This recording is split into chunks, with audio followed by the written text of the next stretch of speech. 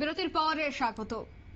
তিন সফরে আসছেন স্বরাষ্ট্রমন্ত্রী অমিত শাহ। আসাম এবং মিজোরাম সফর করবেন স্বরাষ্ট্রমন্ত্রী অমিত শাহ। স্বরাষ্ট্রমন্ত্রীর সফর নিয়ে এবার প্রশ্ন তুলেছেন কংগ্রেস নেতা জয়রাম রমেশ। তার প্রশ্ন, মণিপুর কেন যাচ্ছেন না প্রধানমন্ত্রী ও স্বরাষ্ট্রমন্ত্রী? কেন মণিপুরকে বাদ দিয়ে অসম এবং মিজোরাম সফরে আসছেন স্বরাষ্ট্রমন্ত্রী? কটাক্ষ কংগ্রেস নেতা জয়রাম রমেশের। সে বিষয়ে বিস্তারিত জানবো। টেলিফোন লাইনে এই মুহূর্তে যুক্ত হয়ে গেছে প্রতিনিধি রাজীব দত্ত। রাজীব, স্বরাষ্ট্রমন্ত্রীর এই সফর নিয়েও এবার রাজনৈতিক চর্চা শুরু হয়ে গেছে, ঠিক কি জানতে পারছো? তুমি বলি যে আজ শুক্রবার কেন্দ্রীয় স্বরাষ্ট্রমন্ত্রী অমিত শাহ তিনি অসমে আসছেন। তার মূলত 3 দিনের সফর এবং অসম আগামীকাল যাবেন তিনি মিজোরামে। আজকে যেটা জোরহাটে নামবেন, জোরহাটে নেমে ওখানে যে পুলিশ একাডেমি আছে অসম রাইফেলসে সেটা তিনি উদ্বোধন করবেন এবং সেখানে তিনি থাকবেন।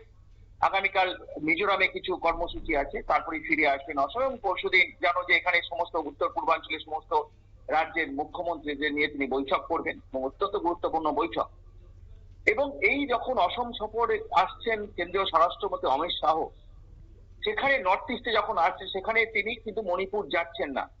আমরা দেখেছি দীর্ঘদিন ধরে যে দাবি কিন্তু বিরোধীরা করে আসছেন, সংসদেও কিন্তু রাহুল গান্ধী দাবি করেছেন, অন্যান্য বিরোধীরা দাবি করেছেন যে মণিপুরে যে ঘটনা ঘটছে গত 1.5 বছর ধরে, সেখানে মানে মানে পরিস্থিতি স্বাভাবিক করা যাচ্ছে না। জাতি দাঙ্গা চলছে কুকি এবং মেইতি সম্প্রদায়ের মধ্যে। এবং বারবার এই দাবিটা উঠেছে যে প্রধানমন্ত্রী একবার যান, অমিত শাহ যান, ওখানকার মানুষ, সাধারণ মানুষ তারা কথা বলতে চাইছেন স্বরাষ্ট্রমন্ত্রীর সঙ্গে, কিন্তু তারা যাচ্ছেন না। তাই কেন্দ্রীয় স্বরাষ্ট্রমন্ত্রী অমিত শাহ আসাম যখন আসছেন তখন কিন্তু এই নিয়ে প্রশ্ন তুলেছেন কংগ্রেস নেতা এবং কংগ্রেসের যিনি মুখপাত্র জয়রাম রমেশ। তিনি তার বক্তব্য যে তিনি কেন যাচ্ছেন না, কারণ মণিপুরের মানুষ চাইছেন তাদের সঙ্গে কথা বলতে, অথচ সেখানে তিনি উত্তর পূর্বাঞ্চলে আসছেন, সেখানে এসে বৈঠক করছেন, অথচ তিনি যাবেন না মণিপুর। এটা কিরকম কথা? এবং সেখানে দীর্ঘদিন ধরে অশান্তি, সেটা কেন্দ্রীয় সরকারের দায়িত্ব, যদিও সেখানে রাষ্ট্রপতি শাসন রয়েছে। 1 মার্চ অমিত শাহ নিজে বৈঠক করেছেন দিল্লিতে। ওখানকার যে রাজ্যপাল যিনি আছেন অজয় কুমার ভাল্লা এবং সেনা অফিসারদের সঙ্গে এবং পুলিশ পদস্থ কর্তাদের সঙ্গে মুখ্য সচিব ছিলেন। এবং 8ই মার্চ থেকে স্বাভাবিক পরিস্থিতি স্বাভাবিক করার নির্দেশ দিয়েছেন তিনি। এবং সেই জায়গায় দাঁড়িয়ে অশান্তি বিক্ষিপ্তভাবে হচ্ছিল অনেক জায়গায়, বিশেষ করে কুকি সম্প্রদায়ের অঞ্চলগুলিতে অশান্তি হচ্ছিল। তো সেই জায়গায় দাঁড়িয়ে তার তো একবার যাওয়া উচিত, কারণ তিনি নির্দেশ দিচ্ছেন পরিস্থিতি স্বাভাবিক করার। সেখানে যে তার দেখা উচিত যে কি অবস্থা, কারণ তিনি সেটা করছেন না। তিনি দিল্লিতে ডেকে বৈঠক করছেন, এখন মণিপুরে ডেকে তিনি বৈঠক করবেন রাজ্যপালকে। এটা কি ধরনের? কেন তিনি রাজ্যে যাবেন না ওখানকার সাধারণ মানুষ চাইছেন, তিনি কেন যাবেন না? তো এটা নিয়ে প্রশ্ন তুলেছেন যে কোথাও যেন একটা অ্যাভয়েড করা চলছে, এড়িয়ে যাওয়ার চেষ্টা হচ্ছে মণিপুরকে। এবং মণিপুরকে যে মণিপুরে সেখানে স্বরাষ্ট্রমন্ত্রী যে নিজে যদি যান তিনি পরিস্থিতি বুঝতে পারবেন যে কি অবস্থা।